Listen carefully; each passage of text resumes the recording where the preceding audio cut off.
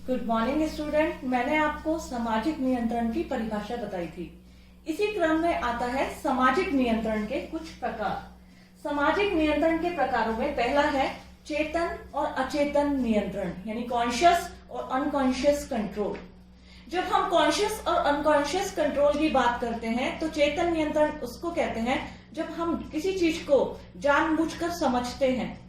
जैसे कुर्सी होती है, हम ऑफिस या किसी उस पे जाते हैं तो हम सोचते हैं कि हम अपने बड़े प्रोफेसर की या प्राचार्य की चेयर पर ना बैठे, तो हम ये सचेत रहते हैं। मतलब जो सचेत और जागरूक कॉन्शियस रहकर किसी कार्य को किया जाता है, अवेयर होकर सचेत और जागरूक अवस्था में जो कार्य किया जाता है उसे कहीं ना कहीं चेतन नियंत्रण में आता है। अचेतन नियंत्रण की बात करें तो ये स्वाभाविक व्यवहार में आता है। जो हमारे स्वाभाविक व्यवहार होते हैं कि स्नान करना, दातुन करना, हम प्राचीन काल से ही हमारा यही रूटीन चला आ रहा है और ये सब हमारी स्वाभाविक प्रक्रिया है। तो ये सब किस में आ जाएगी? अनकॉन्शियस कंट्रोल में, यानी अचेतन नियंत्रण में। इसी प्रकार प्रत्यक्ष और अप्रत्यक्ष नियंत्रण, डायरेक्ट और इनडायरेक्ट कंट्रोल।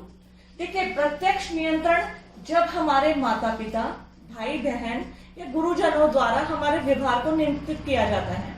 अक्सर बच्चा जब खेलता है, बचपन में माता पिता द्वारा बच्चे को शब्दों को बोलना सिखाया जाता है। यदि कोई वो अपशब्द बोलता है तो उसके लिए उसको रोका जाता है, डांटा जाता है। तो कहीं ना कहीं वो प्रत्यक्ष नियंत्रण के अंतर्गत आता है।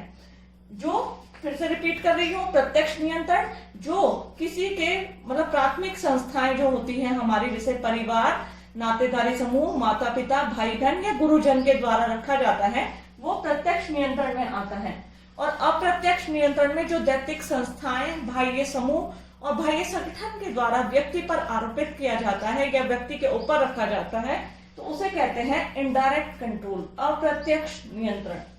वही एक आता है सकारात्मक और नकारात्मक नियंत्रण। सकारात्मक, पॉजिटिव एंड नेगेटिव कंट्रोल। देखिए, पॉजिटिव कंट्रोल जब हमारे अच्छे कार्य के लिए हमें माता पिता द्वारा शाबाशी दी जाती है, अरे वाह बहुत अच्छा कार्य किया, ठीक है। फिर भाई बहन द्वारा अच्छे कार्य के लिए बच्चे को चॉकलेट देना, तूने बहुत अच्छा काम किया था, तो ये पॉजिटिव होता है। एक अच्छे के बच्चे, स्टूडेंट के, एक गुड स्टूडेंट के टीचर द्वारा देखने पर कि वो बहुत अच्छा कार्य कर रहा है तो उसको पुरस्कृत करना, ये भी सकारात्मक नियंत्रण में आता है, पॉजिटिव कंट्रोल में। वही इसका दूसरा पार्ट है नकारात्मक नियंत्रण, यानी नेगेटिव कंट्रोल। नेगेटिव कंट्रोल कहते हैं कि जब समाज विरोधी व्यवहार करने पर हमें दंडित किया जाता है, उपहास की जाती है, हंसी उड़ाई जाती है। रिसेंटली आप सभी देख रहे हैं, कोरोना एक वायरस है जिससे हम सभी लोग ग्रसित हैं, घर में लॉकडाउन है, लेकिन कुछ व्यक्ति अननेसेसरी घर से निकल जाते हैं। तो मैं सोशल मीडिया पर अक्सर देखती हूँ, उनको पुलिस वाले दंडित करते हैं, विभिन्न माध्यमों से दंडित करते हैं। कुछ से सॉरी करके कॉपी पर लिखाकर, ठीक है, कुछ को उठा बैठक लगाकर या फिर किसी को पिटाई कर कहीं ना कहीं वो आता है नकारात्मक नियंत्रण में।